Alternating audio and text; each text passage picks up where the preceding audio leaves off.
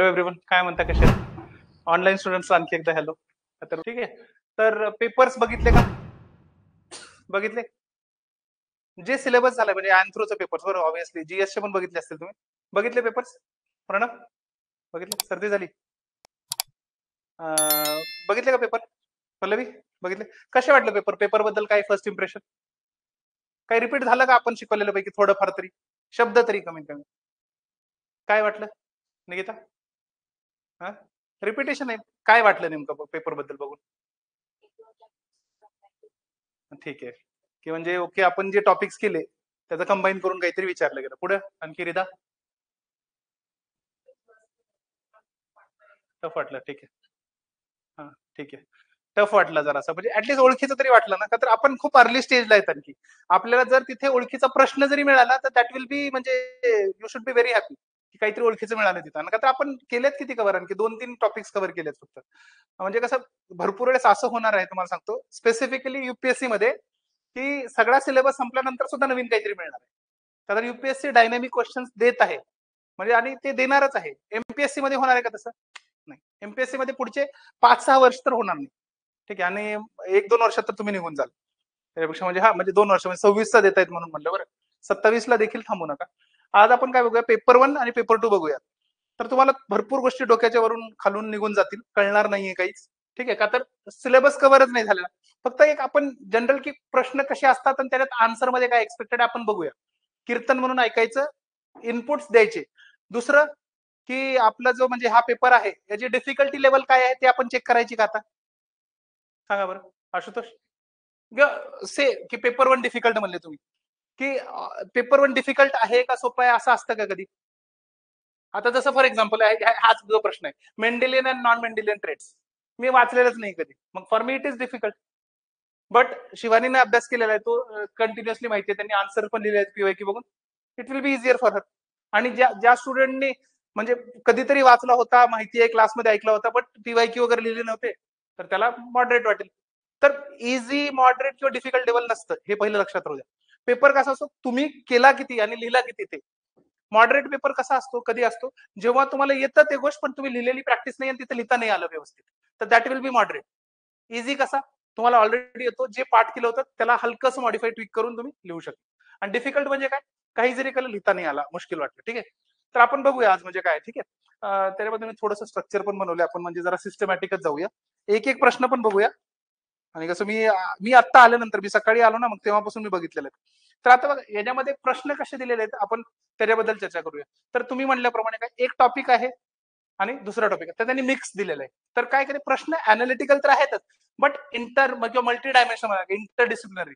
आपण म्हणतो ना की लिंग्विस्टिकचा एक, लिंग्विस्टिक अँथ्रोपॉलॉजी आपलं एक ब्रांच आहे, आणि सोशो कल्चरल, तर त्या दोन्हीमध्ये मिक्स करून टाकलं त्यांनी. आपण मॅरेज टॉपिक बघितला, किनशिप बघितला, तर त्या दोन्हीनं मिक्स करून टाकलं असं. आणि युपीएससी करते तसे सर्रास करणार, एमपीएससी वाला शक्यतो करणार नाहीये, म्हणून घाबरायचं नाही या प्रश्नात. ठीक आहे. दुसरं काय, की एमपीएससी आणि युपीएससीच्या अप्रोच मध्ये बदल असणार आहे का काही? नाही. आपल्याला आन्सर्स, आता बघा ना, प्रश्न भले एमपीएससीचे सोपे येऊ, आपल्याला पण आन्सर मध्ये लिहिताना मल्टी डायमेन्शनल अप्रोचेस करायचं, की आपण पण टॉपिक्स लिंक्स करू शकतो का नाही ते आपल्याला बघायचं. ठीक आहे, आणि रट्टा मारत बसायचं नाही. बरं, आता मी जो आपले टॉपिक कव्हर केले, रिवाइज केले का 10 दिवसात वगैरे थोडेफार पीवायक्यू लिहिले का? मग तुम्हाला बघा ना, जाणवेल आता. आणि एक मी जस्ट रिसेंटली एक कोट वाचला होता, की परफेक्शन इज दी काय काहीतरी डेडलिएस्ट एनिमी ऑफ दी, काय म्हणतो, काय होतं प्रश्न, काहीतरी कोट आहे, तुम्ही ऐकलंय कधी quote? Perfection is the worst enemy का डेडलिएस्ट एनिमी ऑफ का ट्रायल का काहीतरी असं होतं कोट. की तुम्ही काय करता, परफेक्शन आन्सर आन्सर तुमचं लिहायचं म्हणता तुम्ही, परफेक्ट करायच्या याच्यामध्ये तुम्ही लिहितच नाही. तर बेस्ट वे काय राहील, तुम्ही परफेक्ट होणार आहे का एका दिवसातच, तुम्हाला लिहित राहावं लागणार. तुम्ही बघा ना, तुम्ही पहिल्या दिवशी जे आन्सर लिहिलं होतं आणि आत्ताच्या आन्सर मध्ये हलकासा फरक पडलाय, मायनर चेंज असणार आहे. आणि आपल्याकडे टाइम आहे, 25 वाल्यांकडे टाइम नाही, पण 26 वाल्यांसाठी एवढा टाइम आहे की तुम्ही आन्सर लिहित राहायचे आणि इम्प्रूव्ह करायचं. आणि आपली जेव्हा 25ची एक्झाम असणार आहे, यांची एक्झाम एक अंदाजा एप्रिल मे मध्ये असणार आहे. आपला सिलेबस ऑब्व्हियसली जानेवारीच्या आधी संपणार आहे. आणि जानेवारीच्या आधी संपल्यानंतर त्यांनी पेपर देतात तिथे एक्झाम हॉलमध्ये बसून, आपण दुसऱ्या दिवशी घरी बसून पेपर लिहायचा आणि माझ्याकडून चेक करून घ्यायचा, ते आपण करणार आहे. ठीक आहे. नेक्स्ट आपलं बघा, की हा, आता या पेपर बद्दल मी माझे जे जुने स्टुडंट्स आहेत त्यांच्याशी बोललो वगैरे, तर पेपर 1 बद्दल ते थोडेसे डायसी आहेत, की म्हणे सर थोडे क्वेश्चन जे होते ते आउट ऑफ द बॉक्स आले. असं आहे का, आपण ते पण बघणार आहे. मग त्यांचं म्हणणं आहे की जसं तुमचं आलं की सर थोडासा मॉडरेट टू डिफिकल्ट पेपर होता paper 1, but paper 2 was comparatively very predictable आणि जे पीवायक्यू सोडवले होते त्याच्यावरच आला. जनरली कसं होतं बघा, अशा पेपरमध्ये जर पेपर 1चे जसे क्वेश्चन्स आहेत की ज्या प्रश्नामध्ये की सिंपल स्ट्रेट फॉरवर्ड क्वेश्चन आहे, तुम्ही लिहू शकता आन्सर, बट त्याला जरा थोडंसं फिरवून लिहिलं की मग अवघड होतं. म्हणजे फॉर एक्झाम्पल मी तुम्हाला म्हणलं एक शॉर्ट नोट लिहा नेहावर, तर तुम्हाला नेहा माहिती आहे, तुम्ही लिहू शकाल. बट चौथ्या बेंचवर बसणारी दुसरी मुलगीवर लिहा म्हणलं तर तुम्हाला ते आठवावं लागेल की चौथ्या बेंचवर बसणारी दुसरी मुलगी कोण होती. मग अर्धे वैष्णवीवर लिहिते, अर्धे नेहावर लिहिते. मग त्यामध्ये बघा त्यांना मग मॉडरेट वाटणार पेपर. कळालं ना म्हणजे मला म्हणायचंय का की आपण मग प्रश्न बघूया एक एक काय असणार आहे आणि मग त्याच्याबद्दल बोलूया. ठीक आहे, काय विचारायचं का त्याच्या आधी कुणाला? दिसतं का हे? आणखी झूम करू? दिसतं आता? पॅटर्न माहितीये कसा असतो? 250-250 मार्काचे 2 पेपर असतात, 8 क्वेश्चन्स असतात. ठीक आहे, सेक्शन ए मध्ये 4 क्वेश्चन्स, सेक्शन बी मध्ये 4 क्वेश्चन्स. सेक्शन ए मध्ये आणि सेक्शन बी मधला पहिला प्रश्न इकडचा आणि इकडचा 5वा प्रश्न ते कंपल्सरी असतो. तसा हा क्वेश्चन 1 आहे. तर याच्यामध्ये 10 मार्करचे किती असतात? 5 असणार, म्हणजे 50 मार्कचा हा असतो. आणि पुन्हा नंतर 2-2 प्रश्न किंवा 3-3 प्रश्न असतात. एमपीएससी तर सेट पॅटर्न सांगितलेला आहे, मोस्टली त्यांचा पॅटर्न जरा वेगळाच असणार आहे, आपण ते बोलूया.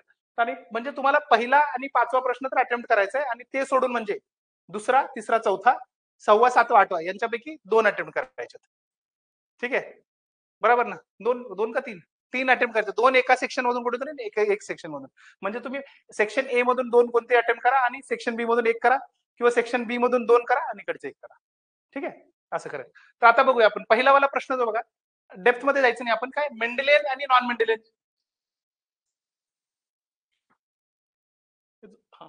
मेंडेलियन आणि नॉन मेंडेलियन जेनेटिक्स बद्दल आहे. तर आता मेंडेलियन जेनेटिक्स ऐकलंय का कधी? मेंडल्स लॉ ऐकलं नाही का जीन्सचा? त्याच्याबद्दल आहे प्रश्न. टॉपिक मधला प्रश्न आहे की मेंडल्स काय म्हणतो की एक जीन असतो, तो काहीतरी गोष्टीबद्दल तुमचं ठरवतो की ते जीन असेल तर ते तसं असणार. म्हणजे फॉर एक्झाम्पल माझ्यामध्ये उंचीचा जीन आहे तर मी उंचच होणार. म्हणजे एक काहीतरी तुमचं म्हणजे काय कॅरेक्टरिस्टिक आहे, तर एक वैशिष्ट्य आहे तर एकच जीन ते ठरवणार. कळालं? मग ते सिंगल म्हणजे जीन बद्दल जो कन्सेप्ट आहे तो मेंडलचा असतो. आणि पॉलिजेनिक म्हणजे मल्टिपल जीन्स मध्ये असेल किंवा 2 जीन्स जर असतील, दोन्ही मिळून ठरणार त्याच्याबद्दल असेल. जसं तुमचा ब्लड ग्रुप असतो बघा, काय ब्लड ग्रुपचा आपण ए पण असतो, बी पण असतो आणि एबी पण असतो. तर तसं ते पॉलिजेनिक वगैरे ज्या गोष्टी येतात ते नॉन मेंडेलियन ट्रेट्स आहेत. त्याच्यामध्ये आपण को डॉमिनन्स वगैरे त्या गोष्टी बघणार आहेत. तर मग हे वाला आपला कसं सिलेबसचा प्रश्न होता, याच्यामध्ये काय असं वेगळं नाहीये. ठीक आहे, म्हणजे तुम्हाला जर बघताल का आता थोडंसं वरून पण जाणार आहे. सेकंड वाला जो हा क्वेश्चन आहे, theoretical significance of Puram kinship system, कुठं ऐकलंय का? पुरम किनशिप सिस्टम. आता हा प्रश्न सगळ्यांना बाउन्सर होता. आपल्या क्लासेस किती झालेत आतापर्यंत? 14-15 झालेत क्लासेस. हा क्लासमध्ये कुठेतरी आपण शिकलो का? कुठे? पुरुम किनशिप सिस्टम बद्दल प्रश्न आहे, आपण कुठे शिकलेलो का नाही शिकलो? इकडे इकडे इकडे शिवानी सांगा. होय, सुदर्शन, अलायन्स थेरी बघितली होती आपण. मी अलायन्स थेरीचं कोण म्हणलं होतं, थिंकर कोणी सुरू केली? स्ट्रॉस. Very good. पुन्हा नंतर त्याने जन्म दिला, नंतर मध्ये सांभाळली कोणी? लुई डुमॉन्ट. म्हणलं होतं त्याने काय केलं, द्रविडियन किनशिप सिस्टमचा अभ्यास केला आणि ते एक्सटेंड कोणी केली, स्टडी सांगितली होती? निधामने केली स्टडी. म्हणतात रोडने निधाम. मग रोडने निधाम आपण करताना मी म्हणलं होतं आता याचं नाव काय, कुकी पुरुम. आठवतंय का तुम्हाला? आपण काय बघितलं होतं, त्यांच्यामध्ये असममित एक्सचेंज होता. वुमेन एक्सचेंज कसे करतात ते डिलेड एक्सचेंज टाईप असतो, की म्हणजे असिमेट्रिकल एक्सचेंज असतो वुमेनचा. वुमेनचं असिमेट्रिकल एक्सचेंज आठवतो का तुम्हाला? हा हे वालं चित्र, हे यांना देणार, हे यांना देणार, हे यांना देणार, वुमेन हे यांना, हे आठवतं का चित्र? त्याच्यामध्ये मी काय म्हणलं होतं तुम्हाला की हे काय असतात, हे यांना देतात. म्हणजे फॉर बी ए कोण आहेत, वाईफ गिवर का वाईफ रिसिव्हर? वाईफ गिवर. आणि हे कोण झाले, वाईफ टेकर्स किंवा वाईफ रिसिव्हर्स म्हणा. ठीक आहे, तर हे जो आहे ना, हे चित्र यांचंच आहे. यांच्यामध्ये कसं आहे बघा, आता ह्यांचे जे आपण बघतो याच्यात जर डेप्थ मध्ये गेला, आता तुम्हाला एवढं जरी माहिती असलं ना की त्याच्यामध्ये कसं होतं, किनशिप सिस्टीम कसं असणार आहे, एक वाईफ गिवर असणार आहे, एक वाईफ टेकर असणार आहे. मग त्या हिशोबाने तुम्हाला कळेल मग नातेसंबंध कसे, मग जास्त व्हॅल्यू कुणाला मिळणार? नाही नाही नाही, म्हणजे नातेसंबंधामध्ये हायरार्की मध्ये वर कोण असणार? वाईफ किंवा हायरार्की मध्ये कुठे असतात? मुलाचे कडचे वर असतात का आई म्हणजे आईकडच्यांचा दर्जावर असतो का वडिलांकडच्या दर्जावर असतो जनरल? बरोबर ना. म्हणजे कसं असतं आपण बघितलं ना की काय होतं, मुलगी जेव्हा देतो आपण काय बघतो आपल्यापेक्षा वरच्या क्लासमध्ये देतो हायरार्कीमध्ये. तर आपण काय वाईफ टेकर्स मग हायरार्की ते येते. मग जनरली काय करतो सोसायटी यांच्यामध्ये की जेव्हा देतात ना त्यांच्यापेक्षा वरच्यामध्ये येतात. मग किनशिप सिस्टीम वगैरे तसं डिटरमाइन होणार. तुम्हाला एवढं जरी लिहिता आलं असतं ना यामध्ये चित्र काढून. आता यांच्यामध्ये कसं आहे कुक्की पुरुम एक आहे. तर पुरुम किनशिप सिस्टीम मध्ये 5 क्लॅन्स आहेत त्यांचे. तर त्या 5 क्लॅन्सला एक शब्द आहे, तुम्ही नोट करून घ्या ते. म्हणजे गरजेचं नाहीये तसं. युमनाक्स म्हणतात. ठीक आहे. YUMNAKS. तर ते युमनाक्स आहेत ते एक्झोजिनस आहेत. एक्झोजिनस म्हणजे काय की ए वाला त्यात लग्न नाही करणार, त्याच्या बाहेर लग्न करणार. बरोबर. बी वाला कुणाशी लग्न करणार, मुलगी कुणाला देणार, सी वाला. आणि अशी एक चेन कंप्लीट होणार हे 5 क्लॅन्सची. मग हा किनशिप सिस्टम आहे. मग यांचे नातेसंबंध कसे असणार, डिपेंडंट असणार. बरोबर आहे. या पूर्ण जसं आपण कुलारिंग मध्ये पण हे चित्र बघितलं होतं आपण असंच. मग हे त्यांचे डिपेंडंट असणार का तर ते देतात, मग त्यांची सॉलिडॅरिटी वगैरे चांगली असणार. मग हेच लिहायचं होतं ह्याच्यात. आपण फक्त नाव ऐकलेलं आहे. याच्यात तुम्ही जर थिंकरचं नाव लिहिलं असणार ना फक्त, तरी तुम्हाला म्हणजे 2-4 मार्क मिळाले असते. निधाम आपण आणखी कुठं ऐकलेलं आहे? इन्सेस मध्ये. तर रोडने निधामचा कन्सेप्ट आहे हा. तर हे झालं बस. एवढंच म्हणजे मोर दॅन इनफ आहे. तसे दुसरे जर थिंकर जर आपण याचा अभ्यास जर करायचा म्हणला तर दुसरे आणखी थिंकर आहेत किनशिप सिस्टम मध्ये. किनशिप सिस्टमचा अभ्यास केलेलं कोण असणार आहे इथं पूर्ण नॉर्थ ईस्ट मध्ये म्हणाला आपण मणिपूरचा अभ्यास केला. तुम्हाला आठवतं का तो चित्र का नाही आठवत? मी 3 दाखवले होते. पहिले लेव्हि स्ट्रॉसने एका जागी अभ्यास केल्याला सांगितलं होतं. सेकंड पेज मध्ये मी सांगितलं होतं की लुई डिमॉन्डनं द्रविडियन किनशिप सिस्टीमचा अभ्यास केला. आणि थर्ड पेजवर सांगितलं की रोडने निधामने हे अभ्यास केला त्याचा कुकीपुरमचा. बरोबर आठवते का नाही? बघा तुमच्या नोट्स मध्ये वगैरे बघा. तर माझ्याकडे ज्याच्यात चित्र नाहीये. थांबा एक सेकंड.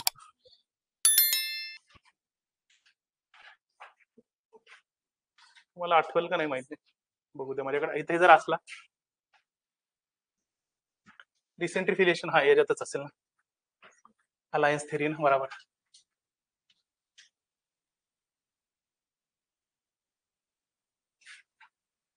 एक सेकंड. आहे ना. म्हणजे तुम्ही ब्लँक दिसले म्हणून आठवलं नाही मान्य. हे हे आठवत लेव्हि स्ट्रॉस फाउंडर होता, लुई डिमॉन्ड आणि रोडने निधाम. मग मी याच्यात काय सांगितलं होतं ते प्रिन्सिपल्स वगैरे झाले. लेव्हि स्ट्रॉसची स्टडी सांगितली आपण. त्यानंतर द्रविडियन किनशिप सिस्टीम सांगितला आणि रोडने निधामचं बघा पुरुम कुकी ट्राईब. हा प्रश्न आला. एकदम स्पेसिफिक प्रश्न आहे. आपण कंपल्सरी मध्ये म्हणजे तुम्हाला एवढं जरी माहिती झालं तर निधामने अभ्यास केला इथं.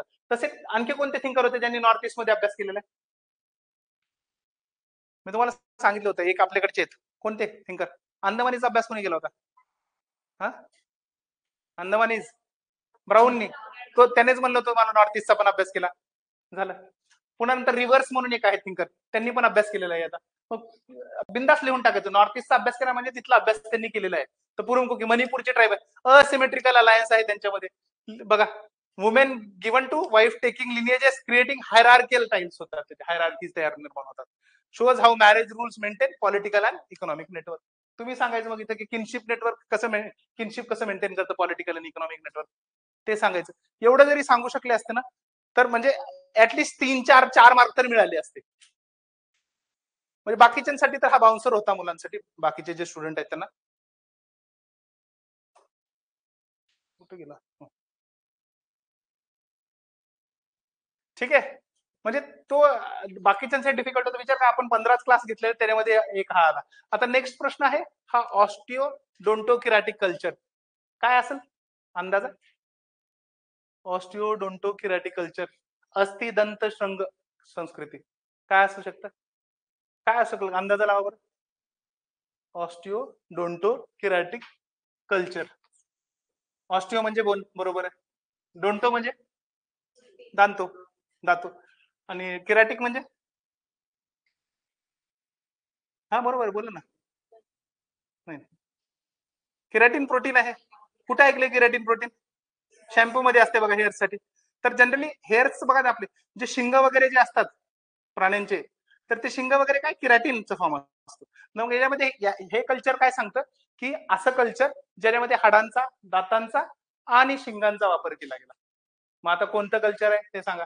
त्याच्याबद्दल होता प्रश्न. सोपा प्रश्न होता हा. म्हणजे आपण जेव्हा ह्युमन अँसेस्टर्स वगैरे बघणार आहेत ना तर त्याच्यामध्ये आपण करणार आहे जनरली. याचा जेव्हा म्हणतो ना, तर आपण ह्युमन अँसेस्टर मध्ये मी तुम्हाला सिक्वेन्स सांगितलंय का कधी, कसं इव्होल्युशन झालेलं आहे? सर्वात पहिलं कोण आहे आपल्या अँसेस्टर पैकी? ऐकलंय का, कुठे वाचलंय का? ऑस्ट्रेलोपिथेकस सर्वात पहिलं. त्याच्यानंतर कोण येतो? होमो हॅबिलिस म्हणून येतो. तर ऑस्ट्रेलोपिथेकसला आपण काय म्हणतो? सदर्न एप म्हणतो. म्हणजे काय? दक्षिण वानर. का बाबा? ऑस्ट्रेलोपिथेकस म्हणजे खाली मिळाला होता म्हणून ऑस्ट्रेलोपिथेकस म्हणतो आपण त्याला. ठीक आहे. मग कुठे मिळाला होता? तो आफ्रिकेमध्ये मिळाला होता, म्हणजे सदर्न हेमिस्फिअर मध्ये मिळाला होता बरं, ऑस्ट्रेलियामध्ये मिळाला नव्हता. लाईट्स आठवते का तुम्हाला? ऑरोरा बोरियलिस आणि ऑरोरा खालच्याला काय म्हणतात? ऑरोरा बोरियलिस म्हणजे कुठे होते? नॉर्दर्न हेमिस्फिअर मध्ये, वर आर्टिक रिजन मध्ये दिसतात. आठवतं का लाईट? आयनोस्फिअर असतं, तिथं लाईट चमकतात रात्री वगैरे. विमानातून वगैरे जाताना युट्यूबवर व्हिडिओ बघितले असतील तुम्ही. तर ते वरच्याला काय म्हणतात? ऑरोरा बोरियलिस म्हणतो. पॅसेंजर मूवी होता, ऑरोरा नाव होतं जेनिफर लॉरेन्सचं. तसं तरी लक्षात ठेवा. ठीक आहे. आणि मग जे खाली सदर्न हेमिस्फिअर मध्ये दिसतं त्याला काय म्हणतो आपण? अरोरा ऑस्ट्रेलिस म्हणतो, का तर साऊथ मध्ये रिजन मध्ये. मग याला जो ऑस्ट्रेलोपिथेकस आहे आपण त्याला काय म्हणतो? सदर्न एप म्हणतो, म्हणजे दक्षिणी वानर. त्याच्यानंतर काय येतो? होमो हॅबिलिस येतो. त्याला आपण म्हणतो हँडीमॅन, का तर हा पहिला माणूस होता ज्यानं काही ना काहीतरी गोष्टी हाताळायला चालू केल्या. म्हणजे अवजार पूर्णपणे नाही बनवले, पण त्याने हाताळायला गोष्टी चालू केल्या. त्याच्यानंतर कोण येतो? Homo erectus. त्याने काय चालू केलं? उभा राहिला, ताटपणे उभा राहिला. इरेक्टस, इरेक्ट म्हणजे ताट. आणि त्याच्यानंतर कोण येतो आपला? निअँडरथल मॅन म्हणा, आणि नंतर होमोसेपियन म्हणजे आपण. ठीक आहे. मग असं तर हे वाला जे आहे ना, हे कल्चर कुणाचं आहे? तर हे अभ्यास केलेला रेमंड डार्ट म्हणून एक थिंकर आहेत, त्यांनीच फॉसिल वगैरे मिळालेले त्यांना. तर ते ऑस्ट्रेलोपिथेकसचा अभ्यास करत असताना मग त्यांनी हे थोडंसं कॉन्ट्रोवर्शियल सिद्धांत आहे, की मग त्यांनी सांगतात तिथे की त्यांनी हाडांचा पण वापर केला, दातांचा पण वापर केला, स्वतःच्या नाही बरं, मेलेल्या प्राण्यांच्या, आणि त्यांच्या शिंगांचा पण वापर केला. कशासाठी? हा, कशासाठी वापर केला? Tools, tools. हा, सर्वात महत्वाचं काम काय होतं तेव्हा? शिकार करणे, हंटिंग करणे आणि बुचरिंग करणे, म्हणजे शिकार करून मारून आणलं त्याला कापण्यासाठी या गोष्टींचा तो वापर करायचा. मग हे आहे, ह्याचे थोडेसे क्रिटिसिझम पण आहेत. आणि हा प्रश्न कसा आहे की ऑस्ट्रेलोपिथेकस जेव्हा तुम्ही वाचता तेव्हा हा वाला मुद्दा तुम्ही एकदम डिटेलमध्ये वाचता, त्यामुळे म्हणजे हा रिपीटेड क्वेश्चन आहे एकदम चांगल्यापैकी. नेक्स्ट आहे smell as a signal among non human primates, म्हणजे गैर मानव जे प्रायमेट्स. आता बघा ना, मराठीमध्ये मला खुशी वाटेल बरं, चांगलं वाटेल बघून. हिंदी मग गैर मानव प्रायमेट्स लिहिले, बघितलं? असंच लिहायचंय तुम्ही, मग प्रायमेट्स असंच लिहिलं, म्हणजे लोड घ्यायचं नाही. इंग्लिश शब्द असेल ना डायरेक्ट लिहून टाकायचं. ठीक आहे. Smell as a signal among non human primates. आता जे नॉन ह्युमन प्रायमेट्स म्हणजे कोणते आपण शिकवलेले नाहीये आहेत, जे तुम्ही ऐकलं असेल, लॉरेस झाले, टार्शर झाले, ऐकले का? पुन्हा मंकीज वगैरे झाले. तर हे जे झाले हे नॉन ह्युमन प्रायमेट्स आहेत, म्हणजे माणूस सोडून जे दुसरे प्रायमेट्स आहेत, नर वानर गणवर्गीय प्राणी म्हणतो आपण त्यांना, तर ते प्रायमेट्स. तर यांच्यामध्ये स्मेल हे सिग्नल असू शकते, सिग्नलचं काम करते. वाचलंय का कधी? नाही वाचलं. पण आता मला सांगा बरं की काय काय गोष्टींना सिग्नल करू शकते स्मेल, सांगा. कोण म्हणे? काय बोल? मेटिंगसाठी, रिप्रोडक्शनसाठी, बरोबर आहे ना? की एक विशिष्ट काहीतरी विशेष काहीतरी टाइम असेल की जेव्हा मीटिंगचा टाइम असेल तेव्हा जे स्त्री आहे ते काहीतरी विशेष प्रकारचा गंध प्रोड्यूस करणार आणि ते अट्रॅक्ट करणार मिल्सला, बरोबर आहे? तो झाला स्मेल, एक सिग्नल झाला, म्हणजे रिप्रोडक्टिव्ह साईन असू शकतो, मीटिंगचा साईन असू शकतो. दुसरं टेरिटरी मार्क. तुम्ही बघितलं असेल ना की वाघ वगैरे काय करतात? सू करून येतात सगळीकडे आपल्या आपल्या टेरिटरीमध्ये, का तर ते टेरिटरी आपली आपली मार्क करून येतात, बरोबर आहे? तर ते स्मेलचं काम करतात. दुसरं टेरिटरी मार्क करणे. आणखी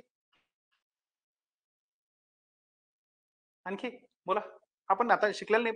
तुम्ही बघा ना, 10 मार्क नाही, तुम्ही 3-4 जरी लिहिले तर तुम्हाला 6 मार्क मिळायला पाहिजे. सांगा आणखी.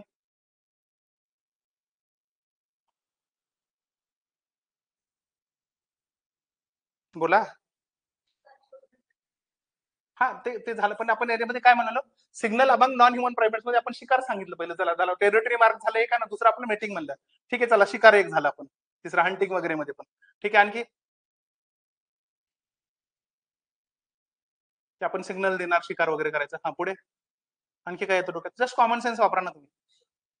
हा, काय शोधण्यासाठी? आणखी प्रॉपरली सांगा ह्याला, याला. की तुम्ही बघा ना, कधी वासरू वगैरे जन्मलेलं गाईला बघितलं का कधी? ते बघायचं पण गरज नाही, वासना ओळखते गाई, आई, बरोबर आहे ना? तर ते वास फक्त केअरिंगचा साईन आहे, बरोबर आहे ना? की वासना, तुम्ही बघा, गाय आंधळी जरी असेल ना तर ते तुझ्या लेकराला ओळखते, बरोबर आहे? मग ते काय केअरिंग वगैरे, स्वतःचं बच्चू आहे की म्हणजे स्वतःच्या बच्चूची असेल की फॅमिली रिलेशनशिप त्यांच्यात असेल तर ते स्मेल त्याचं सिग्नल. की मला तुम्ही वासानं ओळखू शकाल की तुमची आई कोण आहे, वडील कोण आहे किंवा तुमचं बाळ कोण आहे ते झालं. तर आपण मग सांगितलं रिप्रोडक्शन झालं, हंटिंगचं झालं, टेरिटरी मार्किंग झालं, केअरिंग झालं. आणखी आणखी काय येतं?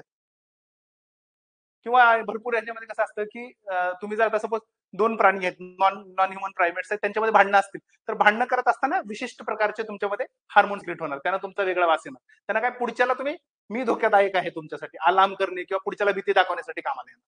ठीक आहे, तर एवढं झालं. हेच लिहायचे होते. पहिले तर स्मेल सांगायचे काय की तुम्ही याच्याबद्दल कमेंटही करू शकता की म्हणजे याची सुरुवात कशी करू शकता सांगा बरं.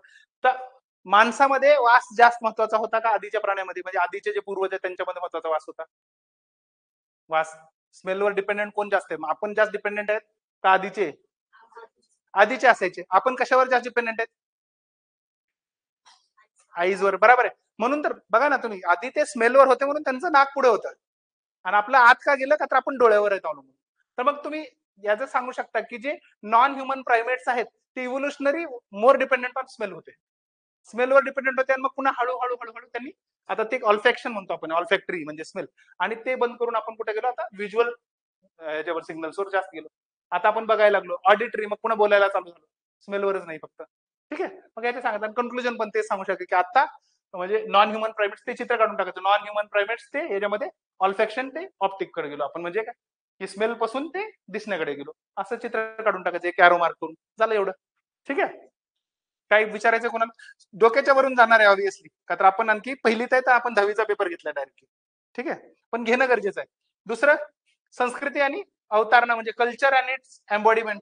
एम्बॉडीमेंट म्हणजे काय असते? एम्बॉडीमेंट, कल्चर एम्बॉडीमेंट म्हणजे काय? बरोबर, एम्बॉडी करणे म्हणजे आपल्या बॉडीमध्ये ओढून घेणे, आत्मसात करणे. म्हणजे संस्कृती तुम्ही आत्मसात कसे करणार? संस्कृती काय सांगा आणि त्याचा आत्मसात कसं करणार, लिहू शकाल थोडंफार? आपण कल्चर टॉपिक केलेला नाहीये. संस्कृती काय असते? आपण डेफिनेशन माहित नाही आपल्याला, आपण अभ्यास नाही केलेला, पण सांगा काय असतं संस्कृतीमध्ये? सगळ्या गोष्टी आपण आता तुम्ही जे जे उत्तर देणार सगळं मिळून एक संस्कृती बनणार आहे. आपण काय असतं ते बघूया. ठीक आहे, तर ते आपलं काय म्हणतात, एक आपल्याकडे हर्स्कोविट्स नाव ऐकलं होतं ना आपण, हर्स्कोविट्स एका थिंकरचं. मी सांगितलं होतं की culture is nothing but the man made part of environment, म्हणतो की मानव निर्मित पर्यावरणाचा भाग म्हणजे संस्कृती. ठीक आहे, तर मग तो सांगतो मग कल्चरची एक डेफिनेशन द्यायची आणि त्याचा आत्मसात कसं करणार ते सांगणार. आत्मसात करायची पद्धती सांगा बरं एक दोन अशाच. कसं होणार आत्मसात कल्चर? Migration, very good. पण तरी आपण प्रायोरिटी मध्ये खाली येणार. पहिलं मायग्रेशन होत नाही, की मायग्रेशन काय तुम्ही इथलं कल्चर तिकडे घेऊन गेले, बरोबर आहे. पुढे ट्रेड मायग्रेशन झालं ना, आता तेच कशाला हा व्यापार, तेच मायग्रेशन झालं ना. मग लोकांचा व्यापार असो का वस्तूंचा असो, ते मायग्रेशन मध्ये आलं आपण किंवा ट्रेड मध्ये. पुढे काय? इनहेरिटन्स मध्ये होत नाही कल्चर, कसं होतं सांगा? दुसरा शब्द. हो, पण कसं? कसं जनरेशन टू जनरेशन, त्याला शब्द काय असणार? आणखी बरोबर आहे तुमचं, सगळं बरोबर आहे. आपण कल्चर जेव्हा शिकणार आहे, बघा तुम्हाला पिढ्यानं पिढ्या आपण करायला काय करायला लागलो आपण? काय व्हायला लागले? कल्चरचं हस्तांतरण व्हायला लागलं, ट्रान्समिशन ऑफ कल्चर म्हणा सोप्या भाषा. सध्या ट्रान्समिट व्हायला लागले कल्चर एका पिढीपासून दुसऱ्या पिढीकडे, बरोबर आहे. आजोबा जसे जे धर्म फॉलो करायचे तेच तुम्ही, बरोबर आहे तसंच. आणि दुसरं काय, आईपासून लेकराकडे, बरोबर आहे ना, एनकल्चरेशन म्हणतो आपण, बरोबर.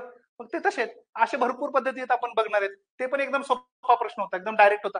मग याच्यामधला डिफिकल्ट प्रश्न कोणता होता? हा फक्त, तो पण आपण कव्हर केला, म्हणजे आपले बाकी होणारच आहेत आपले कव्हर. ठीक आहे.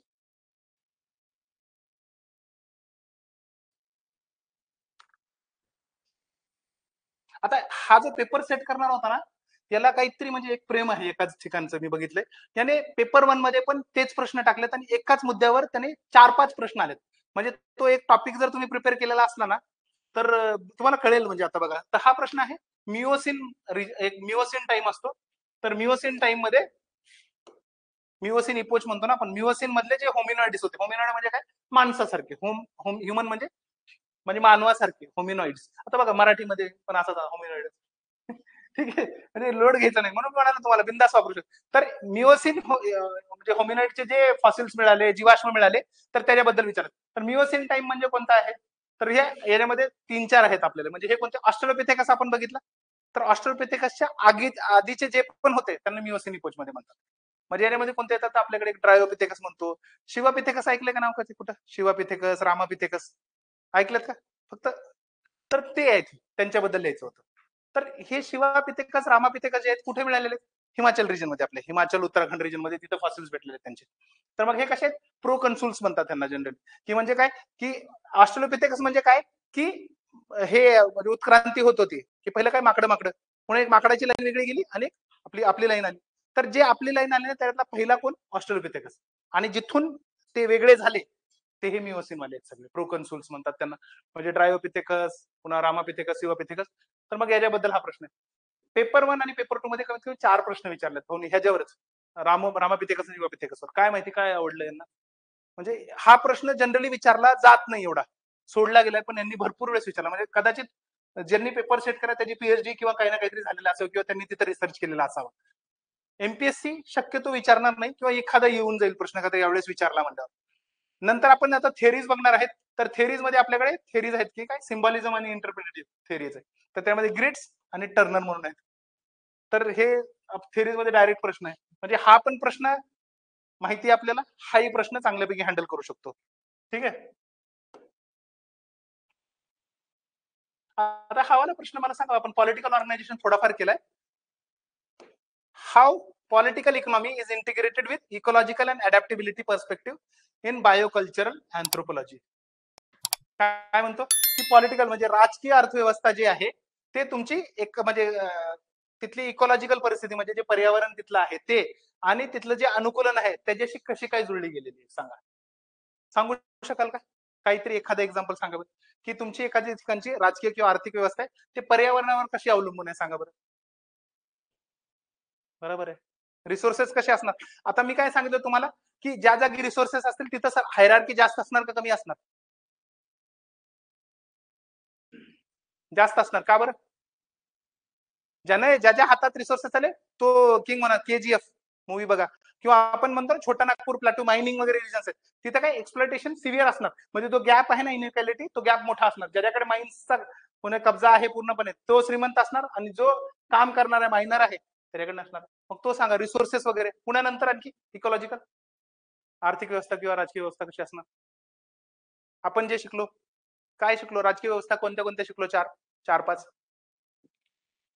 कोणत्या कोणत्या शिकलो होतो पॉलिटिकल ऑर्गनायझेशनच्या टाईप मध्ये. सर्वात पहिले बँड, दुसरं सांगा, बँड झालं, दुसरं जमाती ट्राईब, तिसरं रँकिंग म्हणलं होतं, त्यामध्ये आपण काय म्हणतो मोनार्की असू शकते किंवा चिवडम असू शकतं, आणि चौथं म्हणजे कोणतं होतं स्टेट. बरोबर. तर मग आता याच्यामध्ये मला सांगा एन्व्हायरमेंट कसं डिटरमाइन करणार, काय आहे त्यांच्यापैकी?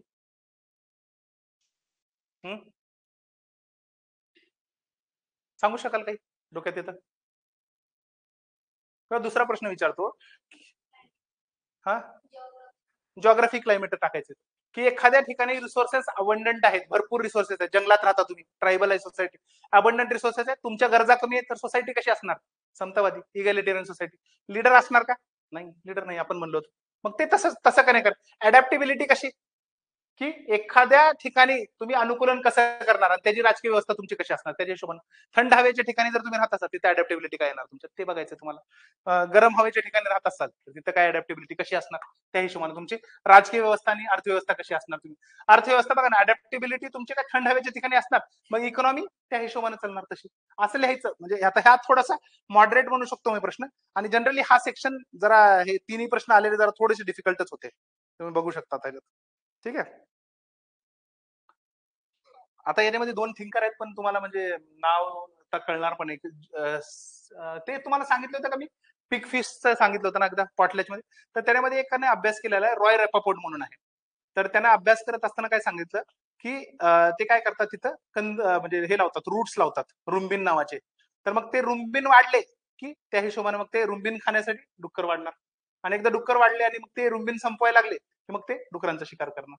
मग डुकरांचा शिकार केला, डुकरांची हे म्हणजे काय म्हणतात नंबर कमी झाला की मग पुन्हा रुंबीन वाढणार, मग पुन्हा ते रुंबीन मध्ये आले की मग डुकर येणार, असे हे सर्कल फिरत राहतो. मग ते एन्व्हायरमेंट डिटरमाइन करणार. आणि त्याच फेजवर कसं आहे की जेव्हा डुकरं जास्त वाढलेले असणार त्यांच्या तिथं त्या एरियामध्ये, तर मग ते त्यांना तेच सांभाळण्यामध्ये जाणार ना, ते दुसऱ्या सोबत भांडणं करणार का बाहेर वगैरे नाही करणार. त्या टायमाला त्यांचा फोकस स्वतःच्या इथं. बट जेव्हा ते सगळी अर्थव्यवस्था त्यांची नाहीशी असणार तेव्हा ते बाहेर भांडणं करायला जाणार. मग ते तसं आहे, ते पॉलिटिकल वगैरे आपण ते बघणार आहेत पुढे जेव्हा थेरीज बघणार आहेत. ठीक आहे. सध्या वरून जाणार आहे, थोडंसं बघून घ्या तरी. आता बघा हा वाला एक प्रश्न बघा कसा वाटतो. How anthropologist assess nutritional status of a community. आता सोडा हे माहित नाही आपल्याला. Nutritional status of a community कसं बघणार, की पोषण कसं आहे एखाद्या समाजाचं कशावर ठरणार सांगा. जरा थोडं स्पेसिफिक हो ना. फूडवर ऑब्विसली पोषण फूडवरच असणार. पुढे कसं, आता तुम्ही तुमच्यापैकी पोषण कोणाचं किती आहे, कुपोषित कोण आहे, कोण कसं आहे, कसं कळणार. Very good. तुमचं स्ट्रेचर कसं आहे, उंची कशी आहे, काय आहे? बरोबर आहे. ते एक पहिलं स्ट्रेचर झालं. दुसरं म्हणजे हाईट वगैरे जे म्हणतो ते आपण. दुसरं वजन. ऑब्विसली ना. एखादा 100 किलोचा आहे आणि मी त्याला म्हणू शकतो का तू कुपोषित आहेस? नाही म्हणू शकत. ठीक आहे. बरं तुम्हाला एक आणखी मेडिकलचं सांगतो. माल नरिशमेंट म्हणजे काय असतं, कुपोषण म्हणजे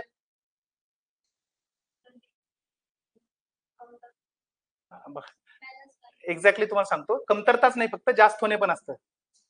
ठीक आहे, बरोबर आहे ना. माल नरिशमेंट म्हणजे काय, जे पोषण पाहिजे ते खूप पाहिजे. कुपोषण म्हणजे जे नॉर्मल पोषण आहे ते नाही होत फक्त. मग ते कमी पण होऊ शकतो, जास्त पण होऊ शकतो. बरोबर आहे. तर मग आता याच्यामध्ये आपले हे जनरली जेव्हा विचारतात ना, हे कुपोषण म्हणजे कमी होणंच विचारतात. तर इथे आपण काय काय टाकणार, तुम्ही बघा हाईट बघणार, तुम्ही वेट बघणार, तुमचं बिल्ड कशी आहे, इन जनरल स्ट्रेचर कसं आहे ते बघणार. नेक्स्ट काय बीएमआय बघतो आपण, हे गोष्टी कळणार. नंतर आपण काय बघतो आणखी, बच्चूंमध्ये जर तुम्ही कधी गेला असाल म्हणजे दुसऱ्यांचं लेकर वगैरे बघायला कधी, तर काय करतात त्यांचं मिड आर्म सर्कमफरन्स बघतात. बरोबर आहे, इथं आर्म मेजर करतात त्यांचं. बरोबर आहे. पुन्हा काय करतात, जाडी किती आहे, फॅट किती आहे, ते काय करतात स्किन थिकनेस बघतात, मेजर करतात त्यांना. तर मग स्किन फोल्डचं थिकनेस, अशा गोष्टी लिहायच्या होत्या न्यूट्रिशनल स्टेटस काय असेल. मग ते झालं. आणि काय discuss the significance of ecology, culture आणि सोशल इनइक्वॅलिटी. आता न्यूट्रिशन कसं ठरणार बघा, इकॉलॉजी पर्यावरणावर न्यूट्रिशन कसं ठरणार सांगा. सोपं आहे हे, सांगा. पर्यावरणावर न्यूट्रिशन जे अवेलेबल आहे ते खाणार. तुम्ही बघा ना. मग आता मला सांगा, जे आयोडीनची डेफिनेशन कुठे असते, हिली एरियामध्ये का समुद्र काठावर. झालं झालं एक्झाम्पल, माहिती आहे तुम्हाला. म्हणजे हळूहळू होणार आहे. नेक्स्ट काय कल्चर. आता कल्चर डिटरमाइन कसं करणार न्यूट्रिशन सांगा बरं तुमचं. कल्चर बरोबर आहे. नॉनव्हेज, जैन समाज आहे, तुम्ही जैन धर्माचे आहात, तर तुमचं कल्चर काय म्हणतो, कल्चर म्हणजे रिलीजन, पार्ट आहे ना रिलीजन त्याचा. तर ते सांगणार तुम्ही नॉनव्हेज खायचं नाही, आता हिंसा करायची नाही. मग त्यांच्यामध्ये डिफिशियन्सी कोणती जाणार, B12 डिफिशियन्सी, B12 किंवा प्रोटीन डेफिशियन्सी असू शकते इन जनरल. नंतर काय सोशल इनइक्वॅलिटी. सोशल इनइक्वॅलिटी म्हणजे काय, सामाजिक तुमची काय म्हणतात आपण, इनइक्वॅलिटी काय म्हणतो आपण, शब्द काय, असमानता. हा, सामाजिक असमानता कशी असणार सांगा आता.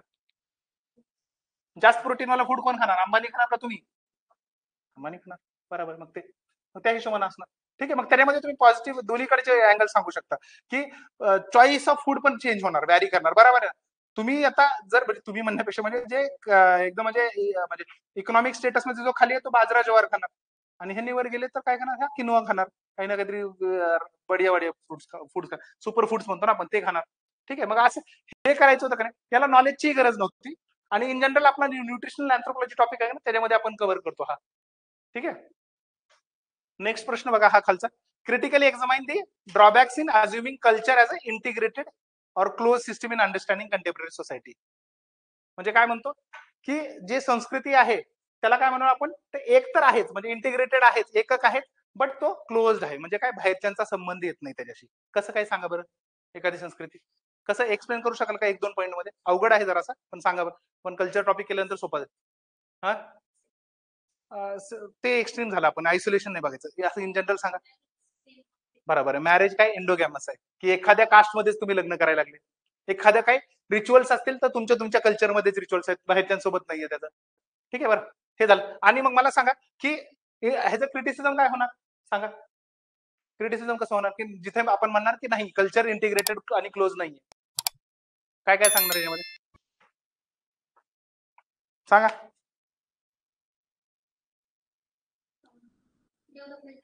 बरोबर आहे. डेव्हलपमेंट नाहीये.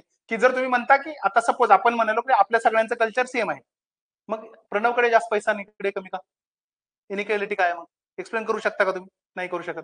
पुन्हा दुसरं, जर तुम्ही म्हणाले इंटिग्रेटेड होलाय, मग समाजामध्ये जे बदल घडायला, सोशल चेंज होलाय, ते एक्सप्लेन करू शकाल का, नाही करतायत. का तर सगळ्यांमध्ये एकदमच परिणाम व्हायला पाहिजे. पण नाही, समाजामध्ये एक जो गट आहे तो पुढे चाललाय, एक गट नाही जात. असे डायनेमिक्स जे असं म्हणतो ना, समाजचे म्हणजे जी गतिशीलता आहे ते एक्सप्लेन करू शकत नाही. अशी 1-2 मुद्दे सांगायचे मग याच्यात. हा म्हणजे सोपा प्रश्न होता. आता क्रिटिकली एक्झामाइन म्हणल्यामुळे बरं फक्त आता दोन्ही मुद्दे आपल्या दोन्ही साईड सांगायचे होते. एक आपण सांगणार की इंटिग्रेटेड आणि क्लोज काय आहे, की म्हणजे त्यांच्यामध्ये ते एकाच ह्याच्यामध्ये काय येतं, म्हणजे एक जो ग्रुप आहे तो कल्चर आहे ते बाहेरच्यांपासून कसं आहे आयसोलेटेड आहे जरासं. मग त्याला तुम्ही सेंटिनलीज लास्टला सांगू शकता एखादं एक्झाम्पल. पण मला म्हणजे मला अपेक्षित काय होतं याच्यामध्ये फिजिकल आयसोलेशन म्हणण्यापेक्षा तुम्ही तिथं कल्चर असून वेगळे कसे. तुम्ही म्हणा ना की जसं आता अंत्यविधीच्या प्रॅक्टिसेस सगळ्यांचे वेगवेगळे आहेत, मॅरेज प्रॅक्टिसेस वेगवेगळे आहेत, मग त्या हिशोबाने तुम्ही सांगणार. ठीक आहे. पुन्हा नंतर हा पेपर मी कुठे पण बघितला असाच आलाय, म्हणजे हे करताच नाही आला. आता बघा हा प्रश्न आपण केलाय का नाही मला आठवत नाही. Differentiate between pedigree and genealogical analysis. Pedigree आणि जिनिओलॉजी मी सांगितलं होतं ना, का नव्हतं सांगितलं? पिडिग्री जिनिओलॉजी नाही आपण हे तरी विचित्र काढलं होतं ना, मला सांगा एकदा.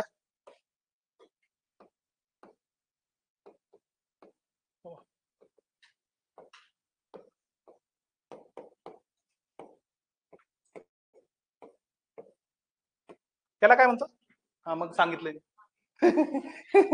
मी तेच बोललं, मग मी सांगितलंय. जर तुम्ही इगोच्या दृष्टिकोनातून बघत असाल तर तुम्ही काय बघायला लागले?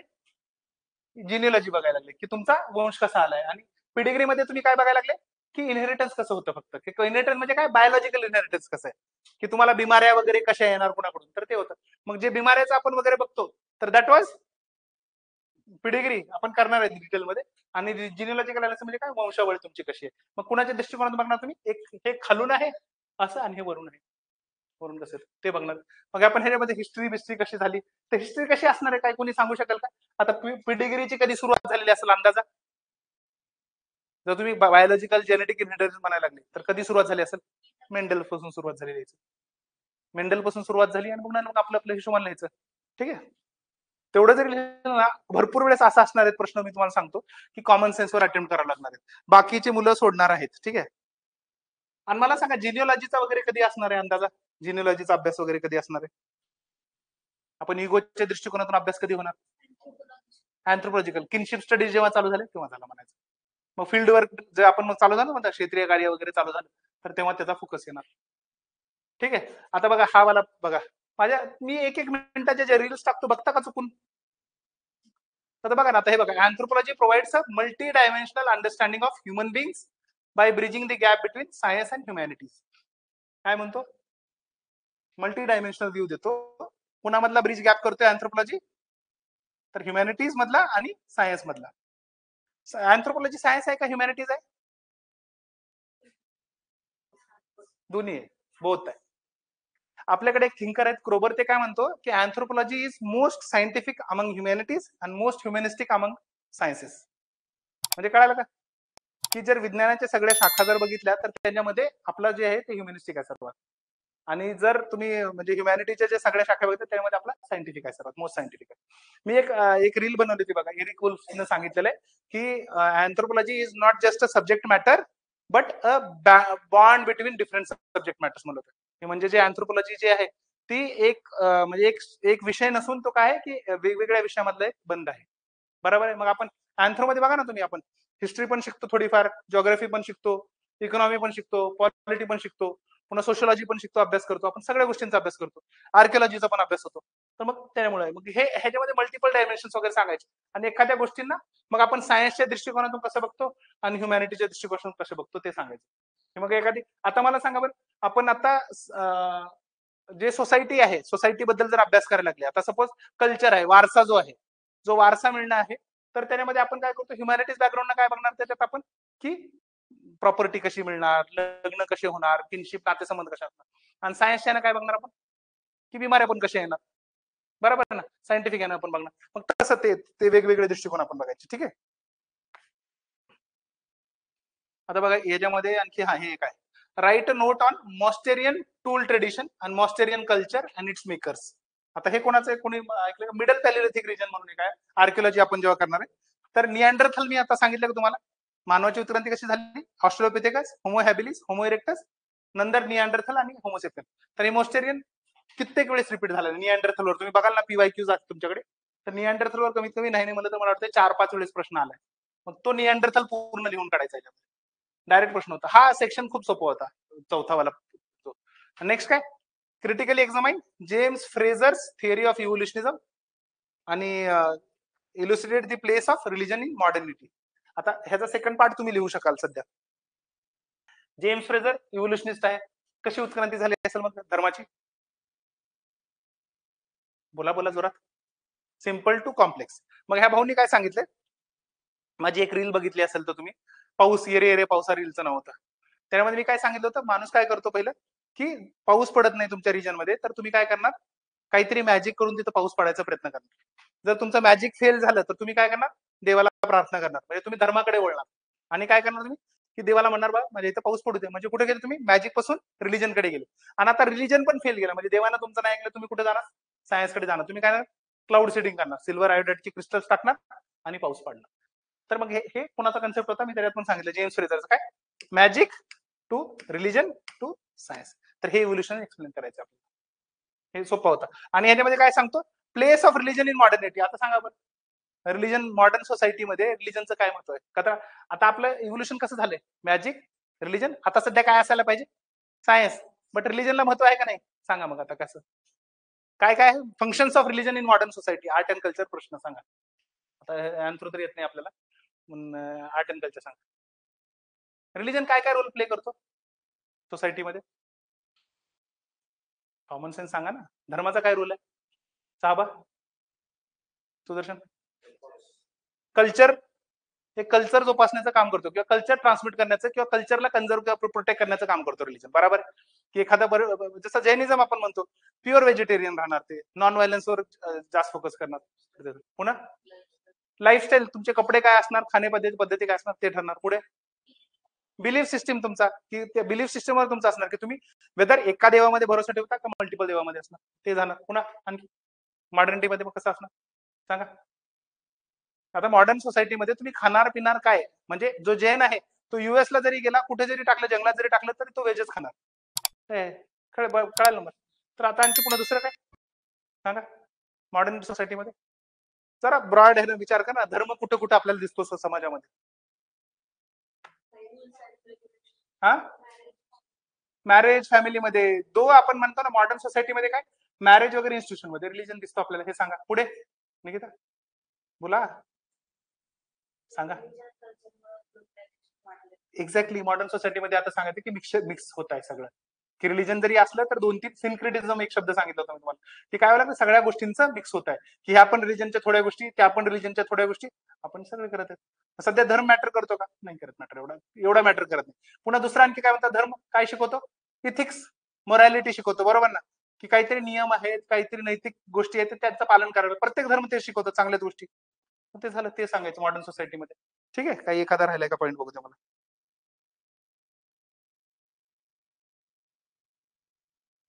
ठीक आहे. आणि तुम्ही बघा ना, मॉडर्न सोसायटीमध्ये बघा, कॉम्पिटेटिव्ह नेचर वाढलाय समाजाचा. तुम्ही मग काय करता, इगतपुरीला जाऊन बसता. बरोबर. म्हणजे तुमच्या ज्या गोष्टींचं उत्तर कुठे मिळत नाही, त्याचं उत्तर कोण देतं, रिलिजन देतं. स्पिरिच्युअलिटीला महत्व मिळालेलं आहे. म्हणून तुम्ही म्हणू शकता का डायरेक्टली, जे जेम्स फ्रेझरनं इव्होल्युशन सांगितलं, की magic has been replace by religion, religion has been replace by science. Replace झालंय का? नाही. त्याला घेऊन चाललेला पण इव्हॉल्व्ह झालेला आहे असं म्हणू शकता तुम्ही. दोघंचे दोघं एक्झिस्ट करतात असं म्हणू शकता. ठीक आहे, नॉट रिप्लेस बाय सायन्स सांगायचं. ठीक आहे. हे फ्रेझर आपण जे नाव बघितलं, यांचं पुस्तकाचं नाव आपण ऐकलं होतं. कोणतं पुस्तक आहे, सर्वात मोठं पुस्तक आपल्या ह्याच्यातलं मी सांगितलं? हा, गोल्डन बॉग. गोल्डन बॉग म्हणलं होतं मी तुम्हाला, सांगितलं होतं एकदा दोनदा, आता विसरला असेल. ठीक आहे, बघू काय होईल, आणखी एकदा भरपूर रिव्हिजन होणार. काय झालं आता बघा, हे त्याचं आहे multi species, multi sighted and critical ethnography. Ethnography शब्द माहितीये काय होता? इथनोग्राफी काय होता?